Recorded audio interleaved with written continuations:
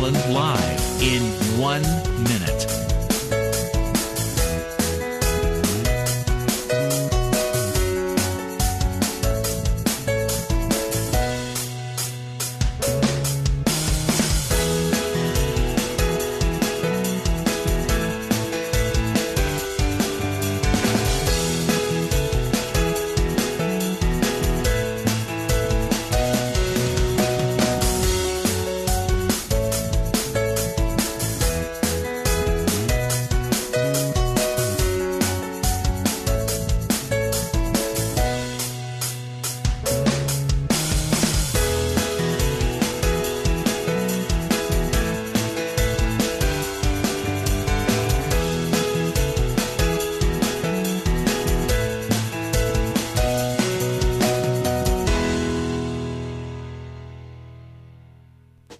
Welcome to Lynn Cullen Live at pghcitypaper.com. Email your questions and comments to Lynn at pghcitypaper.com.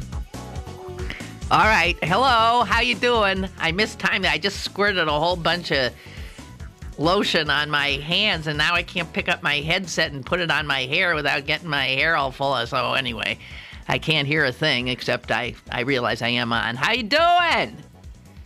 So we're going to start today with an email from William. And he does go on, but a lot of what he's saying I agree with, so I'm going to read it to you, okay? I think it's on a subject that most people are talking about.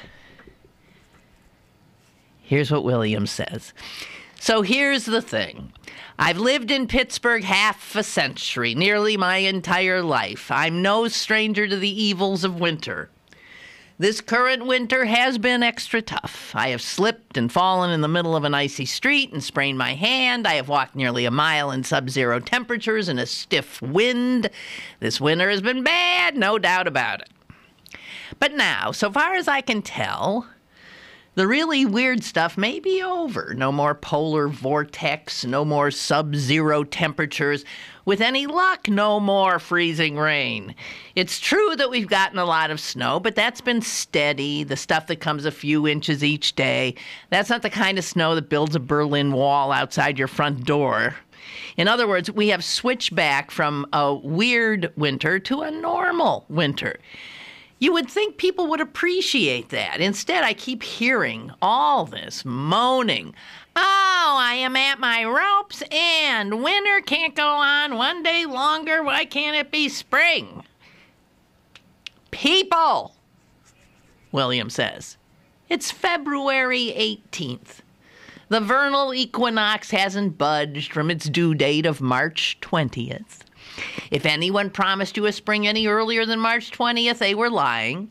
I feel particularly disheartened that I should be hearing this in Pittsburgh, this moaning, from veteran Pittsburghers who are supposed to know better.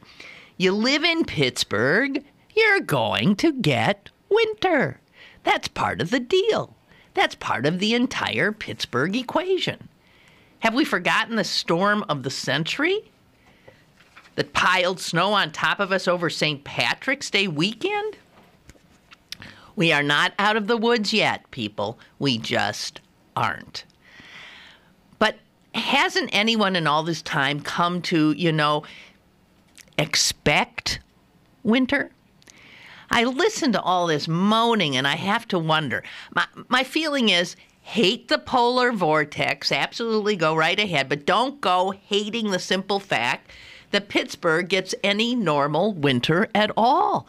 Winter is on its way out. That's as good as it's going to get. Live with that. And here endeth the rant. Well, thank you very much, William. I'm with you, buddy. I am so with you.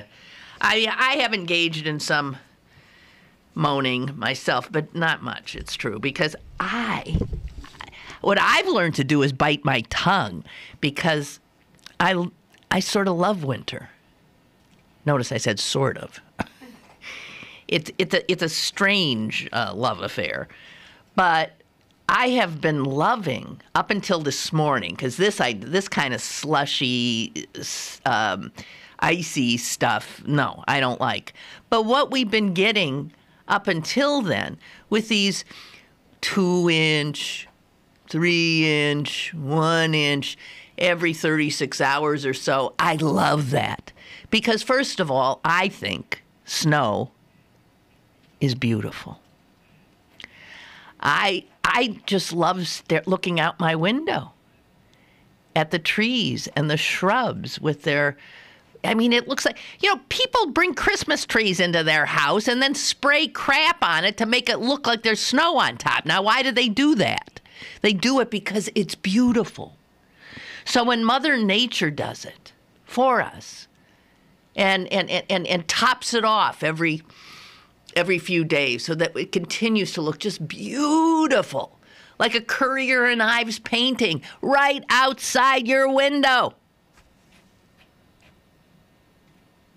That's assuming there is outside your window. I mean, some of you may live in an urban setting where all you see is slush and I know. What? Oh, I have a call? Hello there. How you doing today? Oh, God, hey, better than you. complaining about winter's like complaining about your age. Yeah. There ain't a damn thing you can do about it. It's going to happen. That's the way it is. Yeah. That being said, I like to say that people, including myself, that work out in it, I think we get a chance to bitch a little bit about it. Wait a minute. Who work? Oh, you work, your work. If you work outside in it, I could see why you'd complain a little more. But if you're going into a warm building and working, I don't know why you're complaining. I agree with you completely. Thank you. Absolutely agree with you. And think of the people who are working out in it. There's that new, is that a PNC tower or something going up over there on... Near Wood Street? Yeah, near Wood Street. And that's the newest skyscraper downtown. Well, I can see it out of my window if I go off camera here. And the other day I was saying to Jess, my God, it was freezing out and it was windy, and I could see iron workers they were up, God knows how many stories that would be, maybe up about 10 stories, 12 stories, and they were on those, girders. I knew I'd come up with the word girders. I was thinking, wow. And I think of the garbage guys who picked up my garbage today. They've had a lot of... That's, but I absolutely agree with the caller. I mean, shut up already. Here's the other thing I like about winter. Not only is it beautiful, it tends to slow us down.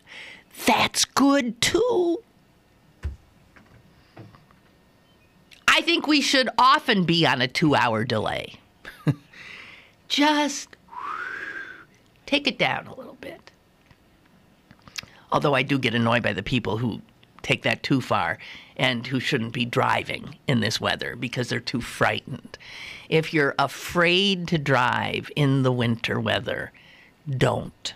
That's my advice. Don't.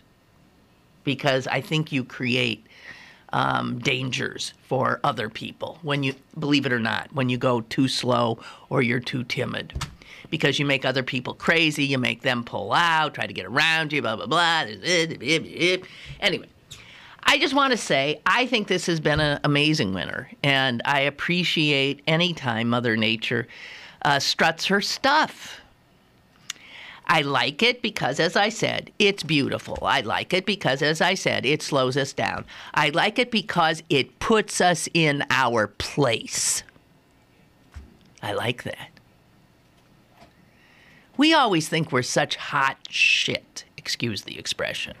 We're the be-all and the end-all. We are the center of the universe. And when something gets in our way, why, it is an outrage. And we bitch and moan and bitch and moan. Well, I got news for all of the bitchers and moaners. You're not the center of the universe. This is called weather. It is normal, as the emailer said. This is Pittsburgh. It's in a temperate climate. That means you can get lovely summer days, you can get frigid winter days, you can get all the things in between, and that's not boring. That's interesting. And you end up appreciating. You know how much you're going to appreciate that first crocus you see? Huh? You would not feel that pleasure if you lived in Phoenix. You would not feel the pleasure that we in temperate climates get from seeing this wondrous natural progression from one season to another. I think it's wondrous. Sure, we have our favorites. Sure, we'd like certain ones, like spring, to stick around a little bit longer. But, I mean, come on. Complaining about it, as the caller said, is so futile. It's ludicrous. Now, I know we do talk about the weather because it's an easy thing to talk to and it's talk about, and it's something we all share. And I will say this, it's dangerous walking out there today. It really is. So do be careful about that. But geez, guys, or as the subject of William's rant was, people, it's called winter. And there must be something about my childhood, you know, because I lived in a very cold and snowy place, and I loved the winters. And so when I see snow and I see this beautiful white landscape and the black skeletal trees, when you see the bones of the trees against the white, I think it's so gorgeous, and it absolutely takes me back to the joy I felt when I was a child. I love it. I don't care if I have to shovel it. So what? And generally speaking, it's that powdery stuff doesn't weigh anything. Get you outside, get your cheeks all rosy, get you some exercise. God knows most of us could use it. So I just want to say, shut the fuck up, okay? Excuse me, that was a little much. That was Tell us how you really feel. That was too much. I just thought it'd be funny because I was talking in a sort of normal state. But when I heard it myself, I thought, ooh, that was not nice. Okay. Oh, God. And then you look at, like, our gold medal ice dancers, and you see the wondrous things that can happen on ice. Ice does not just mean you slip and fall and break a bone. No, ice can mean glorious athleticism and artistry. They were incredible. Did you watch that? I'm on to the programmer, so I figured they wouldn't show them till the end, keeping an audience. So I tuned in right about, I just saw the last three pairs skate, but they really were amazing. They were. Okay, so anyway, guys, and the thing is, look, so if it is the 18th of February, and if is it vernal or equinox? Is it vernal? What's the other one? Autumnal. No. Autumnal? Yeah. Equinox? Mm-hmm. Oh, so vernal means like verdant, like spring. Yeah. And autumnal means obvious. Autumnal. Yep. So anyway, it's just a month away. Caller, hi. LOL. Yep. To shut the F up, I busted out laughing. Why? Oh, when I said shut the fuck up. Yeah, that was, I busted out, I laughed out loud. Oh, good, because I thought it would be funny. It was all timing. The timing was perfect. Oh, I didn't know it was coming, and you hit me with it. That's good. That was my intent. But then after I did it, and Jess didn't react. See, Jess is my canary in the coal mine, and when she didn't react, I thought, oops, I might have. No, I don't think you went over the line with that, because I'm sure because nobody expected it to come. It didn't sound angry. It was comedy. So Thank you. Clarence, you understand me so well. Thank you. I understand comedy, too. So, but when you said, oh, no, that was too much, I'm like, oh, no, it wasn't too much. What's that phone number again? Hey, speaking of comedy, did you watch Jimmy Fallon on the Tonight Show, or don't you do that kind of thing? You know what? I usually watch it was he on there last night? It was his first. Oh, no, I didn't see it, but because I usually watch, I'll watch it online today. Okay, so because I don't make it up that late usually for all the late night stuff, but the times I've seen him, and I've usually seen him because people stick something on YouTube. I think he is an extraordinary talent, and not only that, he's so damn likable. Yeah, he you just love the guy because I think he's out of my age range. You know what I mean with his style of comedy. Yeah. But I never watched his whole show.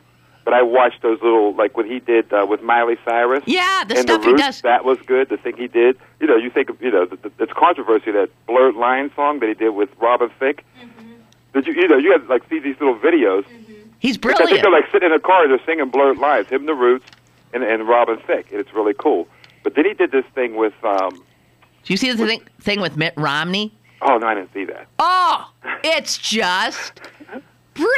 Mm-hmm. He can get a situation where Mitt Romney is, what do you call that? Slow jamming the news? Is that what that is? Oh, yeah. Oh, yeah. Oh my God, it's funny. Mm-hmm. It's funny, and he's got Romney making fun of himself and playing it right. I have never liked Mitt Romney as much as when Jimmy Fallon did that with him. Yeah, because when they put him on, I said, can I take him at that hour? You know what I mean? Because I grew up with Johnny Carson. That was the... Yeah. And I never really did Leno. Me either. Yeah. Me either. My favorite Leno time is when he was a guest on the David Letterman show in the early 80s. Yeah, right, exactly.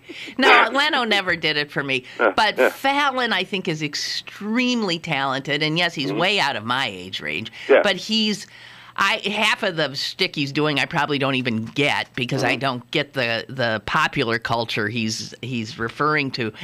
But it's so odd to have somebody who's that funny, who's not a neurotic mess, who just seems like a great guy. I think of him as more of a comedic actor than a comedian. I don't know if he ever did stand up. No. See, he comes out of sketch comedy. He comes out of SNL and that kind of thing, and all the other the late night the precursor to having a late night gig was always stand up. With stand ups, yeah. He's not a stand up, and I sort of I like what he's going to do. I got a feeling, even though I haven't seen it yet. Yeah, see, and here's my problem. Is that he comes on at the same time as Stephen Colbert. As Colbert, I agree. But that's where the internet comes in. That's why I always end up watching. I can watch every show I like. Right, exactly. So, I'm watching things a day late, but not a dollar short, and that's something wonderful too about our ability to watch what we watch when we want to. Which could get us into the serious topic of this Comcast thing, which I don't want to get into yet. But that could they could screw everything up. The funny thing is as you were talking about that, I was thinking, because I was listening, reading and listening about it yesterday. I'm thinking, man, my life would be messed up if that happened. Yeah. Stop and think. I might have to start reading books again and going for walks with the dog. That would be good too. That would be good too. But thank you for telling me that my I can turn the show off now and go watch Jimmy Fallon. Okay, go for it, Clarence.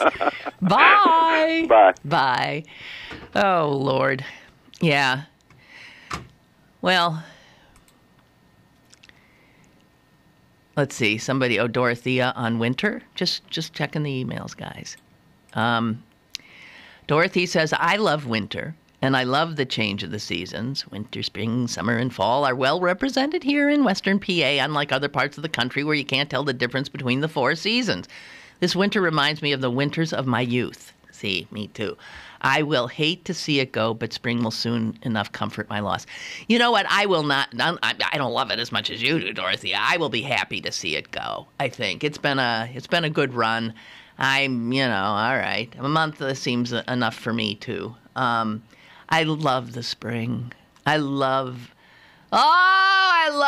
least favorite season is probably summer. And I don't mean to say I hate it, but I like spring, fall, and winter more. I'm of the opinion that the cold of winter is always something that can be remedied. You can simply put on more clothing. But the heat of summer is something that cannot always be remedied. So I have no problem sitting out watching a football game in below zero temperatures.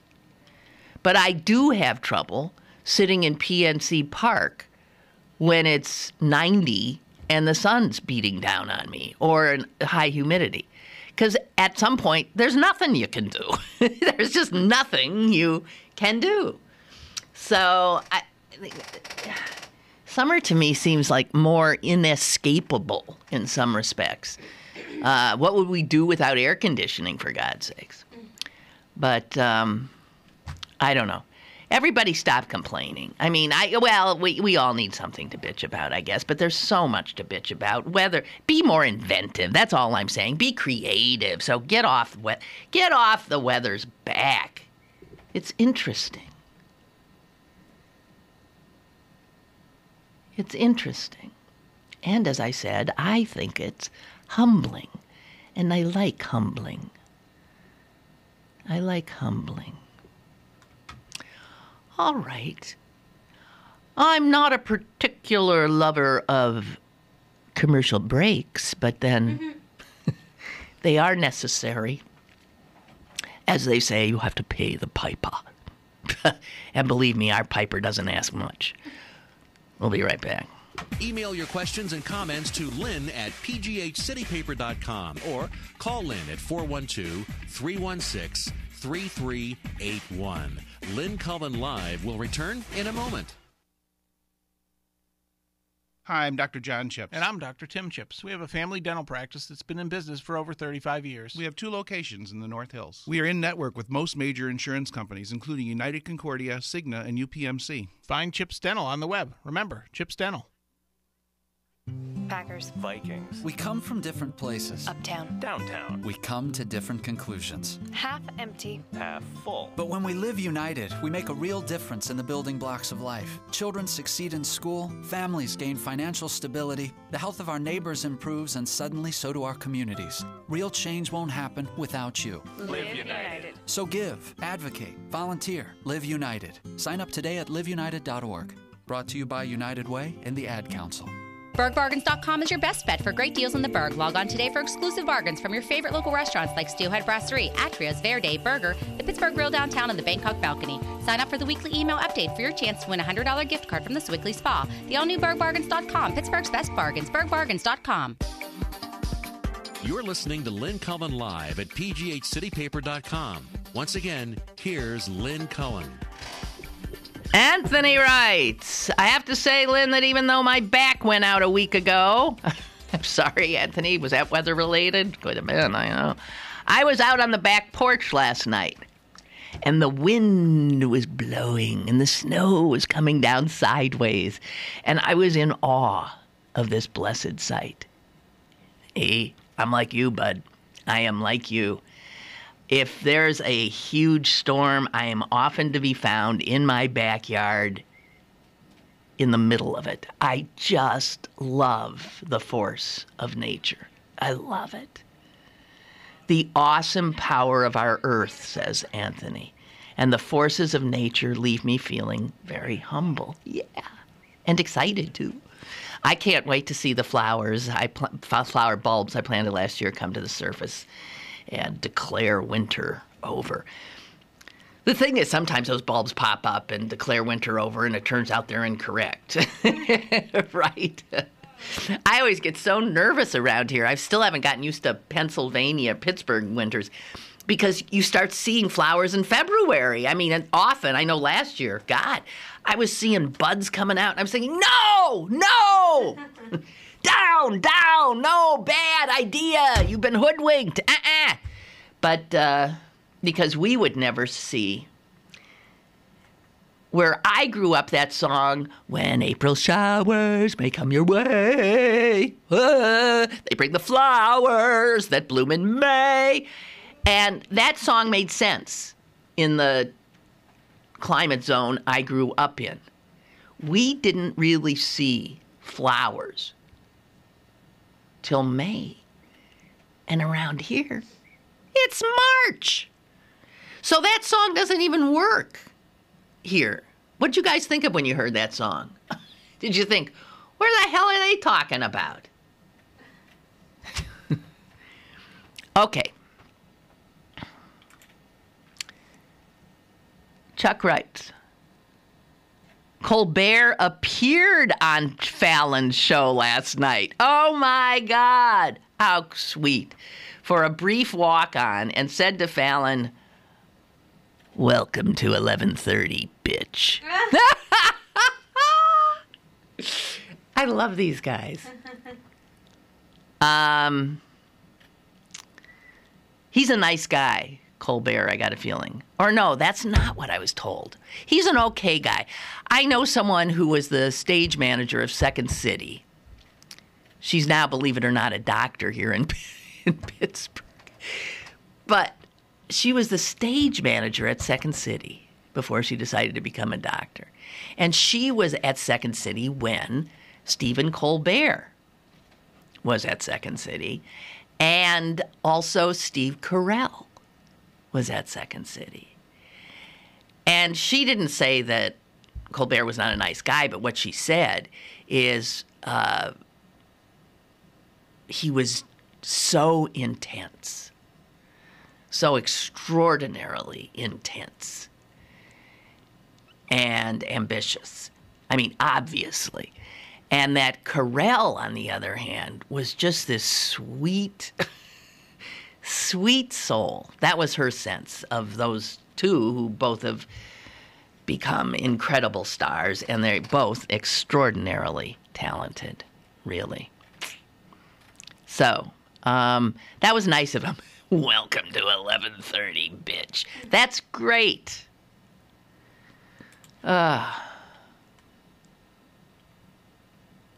Okay. And that brings us to my favorite story of the day. Here is the headline. Earwax smell influenced by ethnicity. What? First of all, who knew? I didn't even know earwax smelled. The idea that earwax smells differently depending on what your ethnicity is, I guess, of some interest, but not particularly very interesting to me. However, it turns out that just incredible numbers of scientists are spending their entire lives studying earwax. Here is a fact that you may not know, and who knows when you can pull this out and bend someone's ear with this piece of information.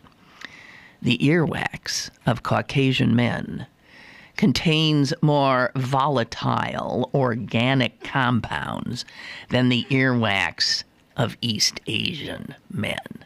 Ha ha! So take that, East Asian men. Caucasian men have more volatile compounds in their earwax.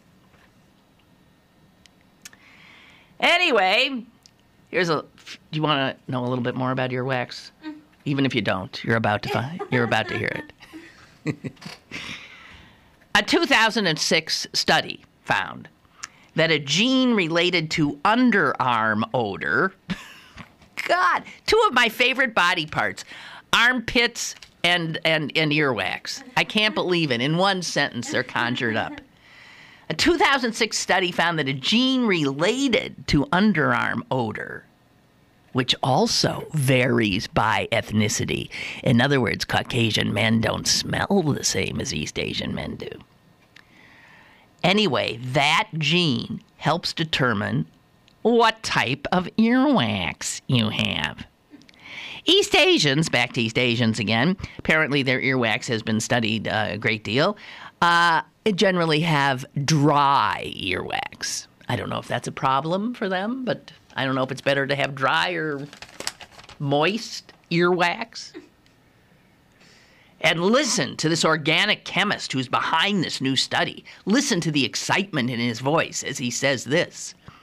We are at the beginning of exploring a new and interesting biofluid secretion that has not been looked at in this manner before. You know, when you can be that passionate about earwax, I bet you're good in bed. What do you think? Anyway, turns out earwax is a fatty substance. I guess that makes sense. And here's why it is a good idea that they're looking into earwax. It is a probable repository, our earwax, for odors produced by diseases. Have you heard how there's some dogs who can smell cancer in people? That if you go for a cancer checkup, they might just put you in a room with a dog who's gonna, and you know that because they can smell it. Their noses are so much more amazing, and so if there is a way of doing what do you call that when you figure out diagnoses? Using odor, it could be that is the greatest way to find out that somebody, maybe even in an early stage, has a kind of a disease. So the earwax apparently has these kinds of odors in it, and some of them may be produced by diseases, and hence earwax is a potentially valuable diagnostic tool.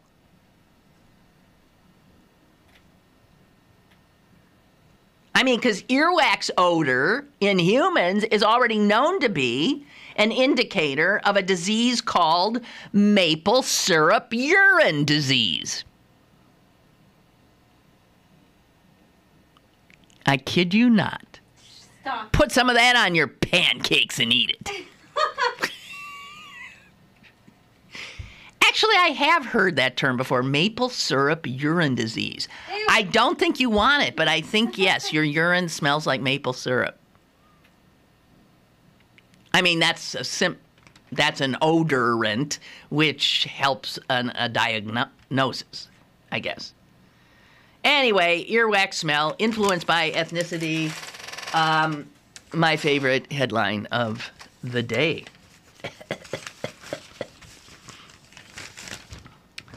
Uh-oh. Well, guys, that was all the frivolity I have. I just want to do fun stuff. And all too often, the other stuff interferes. And I can't take a break. So there's not an easy segue into what I'm doing. These two stories that were left over that I didn't get to yesterday. The fact that I didn't get to them yesterday must bespeak a certain inclination on my part not to want to talk about either one of them, and yet they're both big stories, I think. So let's wade into one. Comcast was one, but I want to avoid that for a while, because why do I think that that's just a done deal? You know why? Because Comcast owns our government. That's why. You know, when the big boys decide to get bigger, I don't know that there's much you can do about it, because Chris Potter just simpered by. Because they own the government. That's what they got money. Oh. Here, let's do Comcast, but let's talk about something else. It's related kind of tangentially. Comcast, as you know, wants to essentially eat up yet another cable company. This would be Time Warner, right? They got $45 billion in their pocket that they want to use to buy it. Now, obviously, Comcast is the largest, whatever they are. What do you call them? Tell them. What are they? I mean, they own me. It's not just cable. You know, I have their bundle. So my phone, my internet, my cable, everything, my life, my access to entertainment and information is controlled by Comcast. Now, yours might be controlled by somebody else, but if this thing goes through, more and more people are going to join moi and have everything controlled by Comcast. We all know that monopolies are not good because they screw up what we like to think of as the greatest thing in the universe, and that is our marketplace. Because you can't have a marketplace if you just have one stall. There's no competition. There's nothing. The marketplace allows for choice on our part. And I've always been pro-choice. So anyway, here's Comcast. Before we get to the merger thing, here's Comcast. They've got $45 billion. They want to swallow up, it's not like it's a little fish, Time Warner. They already own, Comcast owns, they own NBC, right? So, I mean, they not only control, and NBC, as you can see by watching the Olympics, owns a number of other cable, there's MSNBC, there's CNBC, there's NBCSP, there's NBC this, that, and I don't know what else they own. They must own a whole bunch of other stuff. To have one company owning all that stuff and controlling it is obviously a bad idea. But I'm here to say I think it'll sail right through because, as I said, Comcast and other behemoths like it in the corporate world pretty much own our government. We have found that out time and time and time and time and time again. But you maybe didn't know something I'm about to tell you. Comcast, by the way, is headquartered in Pennsylvania. Did you know that? Philadelphia. Philly, right. It's in Philadelphia. And they're building a new, big, huge, they call it their Innovation and Technology Center. And that baby is going to cost $1.2 billion. Now, we already said that Comcast is going to pay $45 billion for Time Warner, $1.2 billion to build their little center in Philly. Pocket change. But guess what? You and I and Jess are chipping in to help Comcast build that building. Yes, the Commonwealth of Pennsylvania, its government, has given Comcast $30 million in subsidies to help build its building. Now, are we keeping all these numbers straight? $30 million is not much to Comcast. It's a big deal to us. I don't know if somebody gave you $30 million, what you would do with it. But if you were a serious and responsible government and you knew there were a lot of things that needed that money, things and people and schools, $30 million, a lot can be done with that. That's our money. The state's money is our money. And we give it to Comcast that has $45 billion in its pocket to buy up Time Warner, has another billion plus to build its new fancy building. What the hell does it need our little $30 million? You tell me.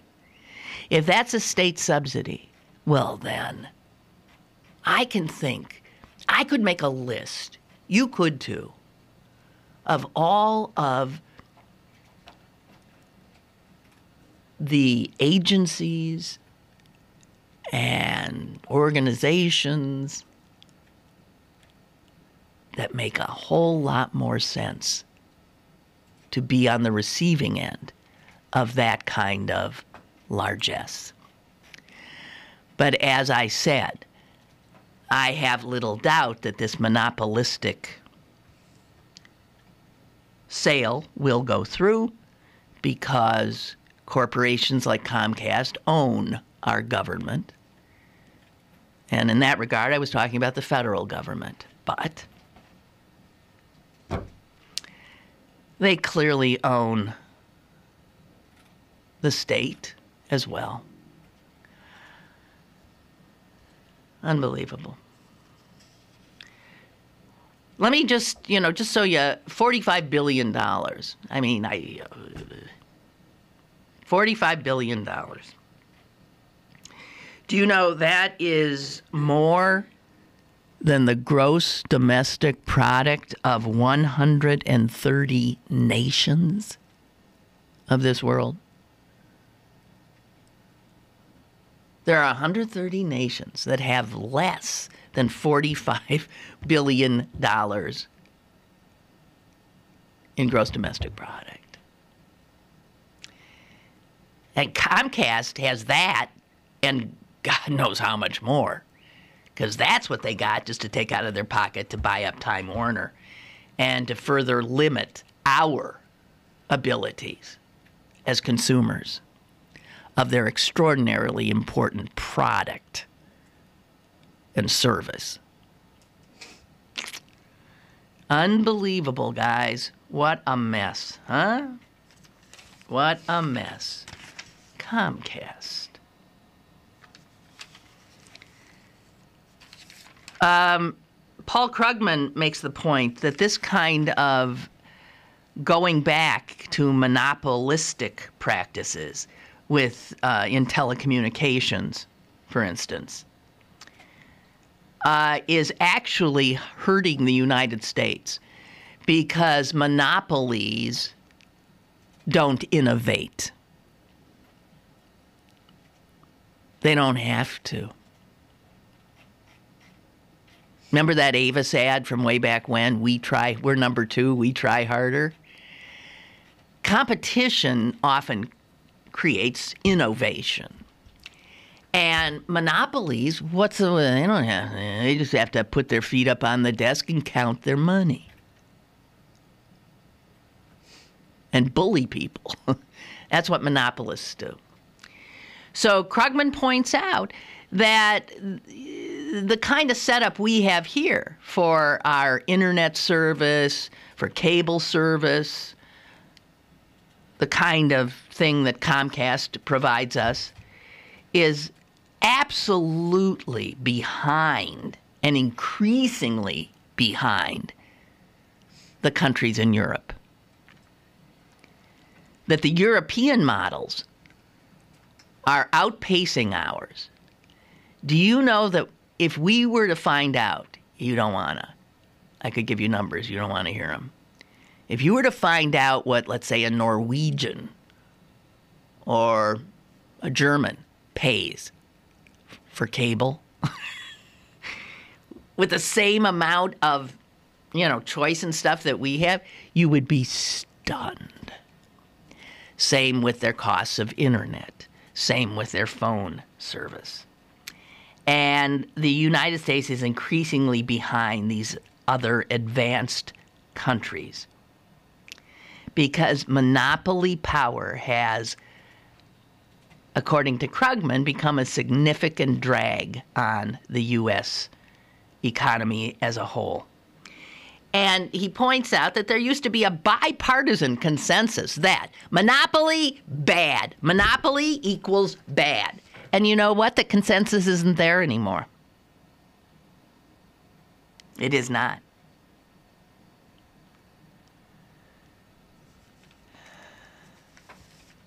What would be the point of upgrading your delivery system or upgrading your product or upgrading your service if your customers have nowhere else to go but you, why would you bother investing in that? You don't have to. So telecommunications at this point is really a country by country. It's not a global economy in that regard, or a global marketplace. Every country has its own rules that so we're not in that global marketplace. And the American model that has been developed and is continuing to develop is increasingly uncompetitive, increasingly expensive, and lacking in service. That's the kind of thing that the marketplace is supposed to take care of. But there is no marketplace when there's a monopoly. Just so as you know. All right, that's it for Comcast. 30 million of our bucks they got, courtesy of the Corbett. Damn it. That should make you madder and more upset than the snow. Believe me. We'll take a break. Be right back. Stick around for more with Lynn Cullen Live after this. Hi, I'm Dr. John Chips. And I'm Dr. Tim Chips. We have a family dental practice that's been in business for over 35 years. We have 2 locations in the North Hills. Mention this ad for a complimentary consultation on dental implants. Early morning and evening hours are available. Find Chips Dental on the web. Remember, Chips Dental. Moments in Black History, brought to you by Highmark Blue Cross Blue Shield. Have a greater hand in your health. Phyllis Wheatley was born in Senegal, Africa, and brought to Boston, Massachusetts as a slave at 8 years old. She learned to read and write under the direction of her master and began writing poetry. After falling ill, Wheatley was sent to London to recuperate. It was there that her first book of poetry was written. Her unemotional and austere poetry was not necessarily commanding. However, she seemed to impress those she met with her intellect, humility, and beauty. She was well received by the people of the colonial era, including prominent figures such as George Washington, Thomas Jefferson, and John Hancock. Wheatley died at the early age of 31 from fatigue, exhaustion, and malnutrition. I've seen too many of my neighbors affected by stroke, but Highmark is helping us change that by sponsoring our community stroke programs. Caring isn't new for Highmark. I know. I've been a member for 40 years. I'm Jerry Ann Allen, and I'm better with Blue. We're reinventing affordable health care by keeping the places we call home healthy. It's why our communities are better with Highmark Blue Cross Blue Shield. Highmark Blue Cross Blue Shield is an independent licensee of the Blue Cross and Blue Shield Association, subject to the terms of your benefit plan. Download the brand new CP Haps app and find out what's going on in Pittsburgh. It's the fun and free app that puts the most popular events at your fingertips. Text events to 77948 to download now and register to win tickets to see Cirque du Soleil's Veracai at Peterson Event Center on March 28th. Plus, lots of great free stuff every week. The CP Haps app, brought to you by Pittsburgh City Paper. Now, it's back to Lynn Cullen Live at pghcitypaper.com. One more thing on earwax. This from Margaret. Men appear to pick their earwax in public. Ew. An old boss of mine, she says, used to use his keys to clear his earwax while you were talking to him. Ew. All right, Margaret, you've grossed out Jess and probably thousands of others.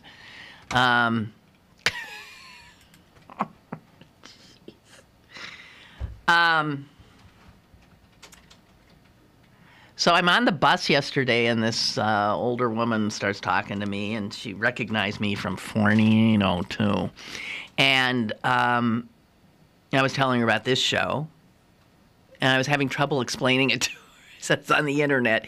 She said, so you mean you type all your, whatever. And by the time, I think we finally got it straightened out. I think she sort of vaguely understood what I do.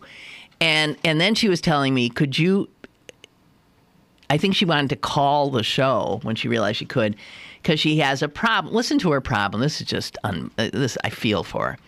She lives in Rankin, but she lives on a street that the people across from her on that street live in Braddock. So one side of the street is Braddock, and the other side of the street is Rankin. And she said the street is like unpaved, essentially, now. It is just nothing but holes. She said ambulances will not come down it. No, and that's just not just winter. It's like impassable. Impossible and impassable. Jess, see, sun. I told Jess the sun's coming out. Get ready for the slushy mess. Anyway, so she and her neighbors have contacted Rankin, they've contacted Braddock, and of course both municipalities say, not our problem, because the border runs right down the middle of the road. And I guess no one will repair it. And she said, what do we do? And I'm thinking, here is a sense of, she says, we've gone to both of the mayors and they won't. She said, Fetterman came and looked, and she said he just wandered around and said, and then the Rankin guy, same thing. What do you do with something like that? And she was asking me for advice, and I didn't know what to tell her. I really didn't know what to tell her. I mean, you immediately want to, go to the media. That's where good media come in. Somebody that can hold government's feet to the fire through whatever, public exposure and or humiliation. So, yeah, I said, I would, call the papers, not that they would think that was a very sexy story. But but it is a threat to public health. If ambulances won't come down, if maybe all emergency vehicles in general can't, because no one is willing to own that street. Someone built that street sometime. I wonder who. This involves some cooperation between Rankin and Braddock, two communities that don't exactly have deep pockets. Geez, maybe Comcast it'd give like a few thousands of that $30 million of the taxpayer dollars that even the people in Braddock and Rankin have chipped into, and send it back here so they could have a road. Jeez. Oh, do you know how exhausting it is to be passionate about everything? I'm not going to live long. That's what's going to happen to me. I'm going to be... Oh, someone in the science section of the New York Times today, I just remember this, wrote in and said, so little dogs live longer than big dogs. No, that's really true. Haven't you noticed that? I mean, you can have a little dog that lives to be 15, 16. Although that's pretty damn old for a dog. But big breeds tend to die sooner, and that's true. They don't have as long a lifespan. So the question was asked, does that hold true for humans? Do taller humans have a less of a life expectancy than short ones?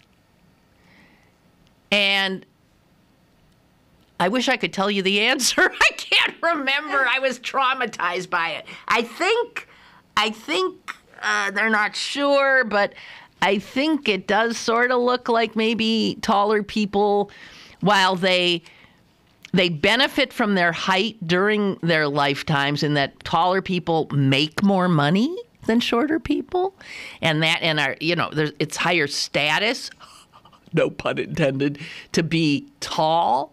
But I think it is true that shorter people outlive tall people.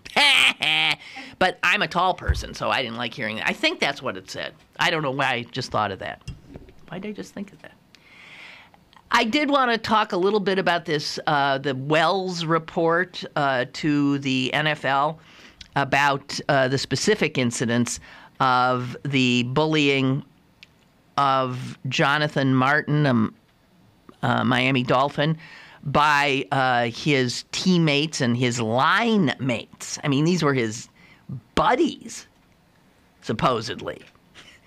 Beyond belief to me. Anyway, Richie Incognito, He's hardly incognito anymore. We all know you, Richie, and we know you to be a total jerk. A nasty, pathetic soul, actually, as bullies usually are. Always are. And I have to tell you, I don't know if you've read excerpts of it. It's worse than you would expect in high school. It's worse. It's more vicious and uglier. That these are men. These are men who we worship. These are men who we applaud and elevate. These are men who we give millions of dollars to for their ability to, create mayhem. They are rewarded for their heavily testosterone, macho existence. But look at what that looks like when we're not looking. Man, it's ugly. And it's approaching criminal. It certainly is not the kind of behavior that would be tolerated in most workplaces, although, as people say, most workplaces do not resemble a locker room and or a gridiron.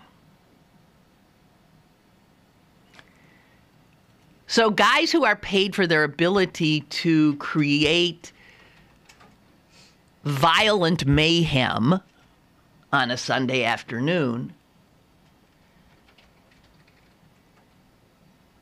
we should be surprised that they then, some of them, can't turn it off and so create emotional and psychological mayhem in their locker rooms. And you can't read this and Jonathan Martin's anguished letters to his mother, oh my God, without realizing that you cannot be a sensitive soul, like Jonathan Martin obviously is. He happens just to be a sensitive soul, very sensitive soul, and a self-doubting soul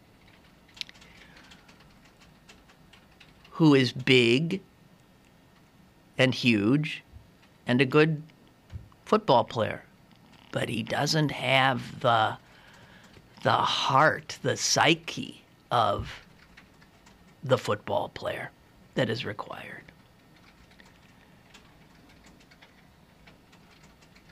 So Ron Cook in the Post-Gazette today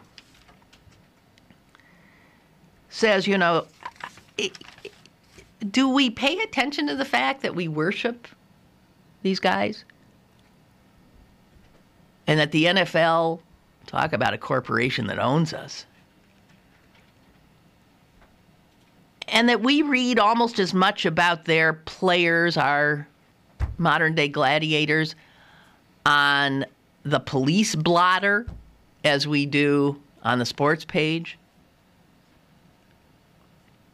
Ron Cook points out that there have been a lot of bad weeks for the NFL of late. Go back just to last year, June, when one of the NFL star players was taken out of his home in handcuffs and charged with murder.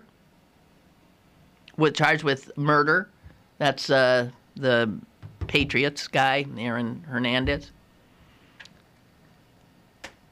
He said, you know what else happened that week? A Cleveland Browns free agent was arrested on an attempted murder charge. And you probably didn't notice that one because we were noticing instead the actual murder charge as opposed to attempted murder. So the Browns guy didn't even measure up and didn't get that much ink. Attempted murder by an NFL player is just nowhere near actual murder. Oh. Last Friday, former star safety, this guy with lauded, Darren Sharper, ladies and gentlemen, was charged with 2 counts of rape.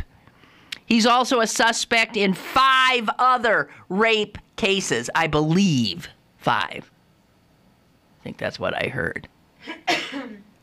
This guy is a Pro Bowler, a member of the NFL's 2000 All-Decade Team. Yeah! Rapists, murderers.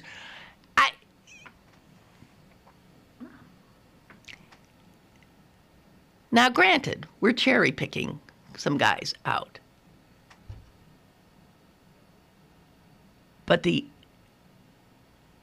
I guess I'm not going to be able to really explain what I'm thinking.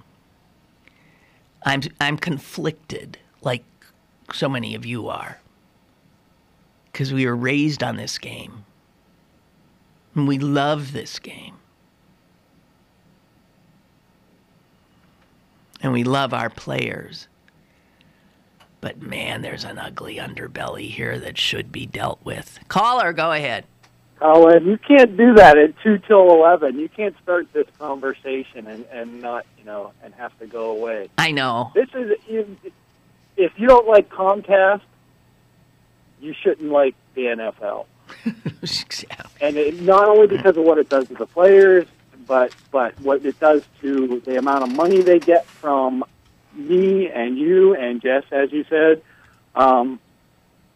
And then every time there's a Steeler game or something, you're cheering. In a Green Bay game, you're cheering. What's up with that? That's what I said. I'm so conflicted on this one, I can't see straight, and I'm not alone.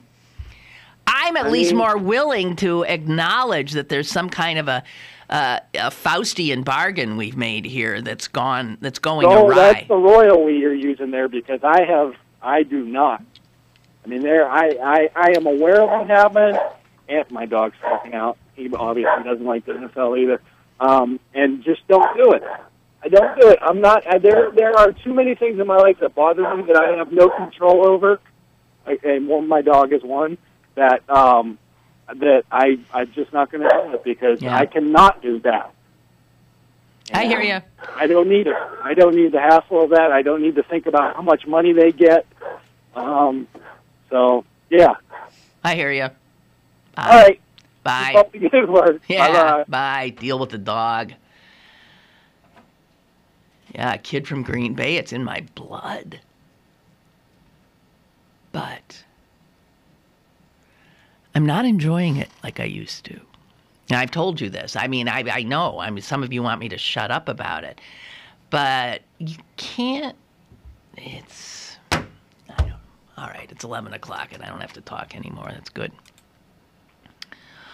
Pit Girl just wants us to tell us back to Comcast, and then I'll say goodbye. Comcast also owns Universal. That's right. Wow. So Comcast,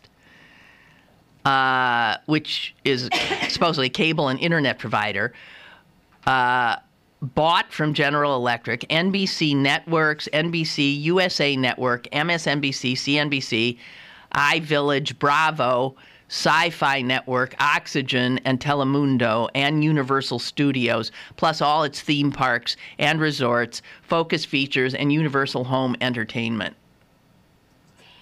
And I bet that list is actually even longer. You can't have somebody hold all... You're talking about...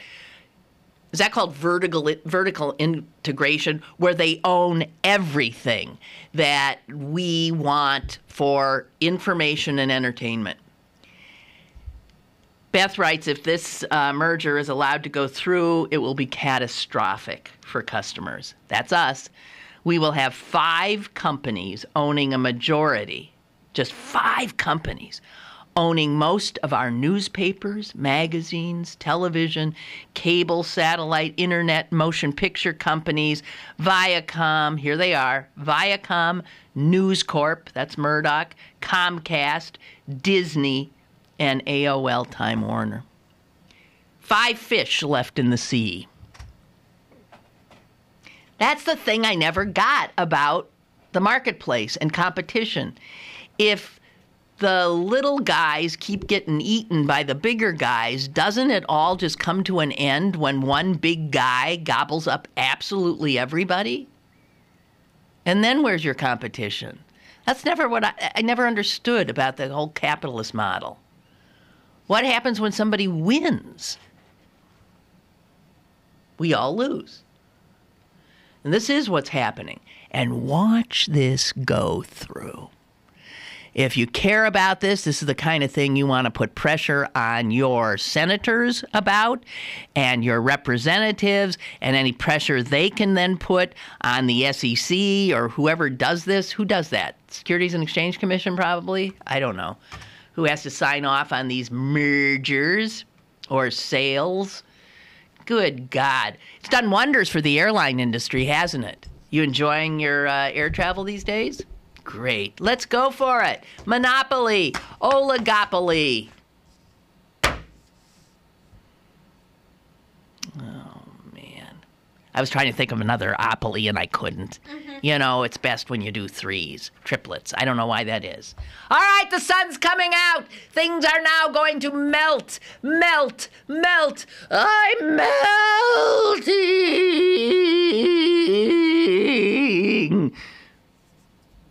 Tomorrow.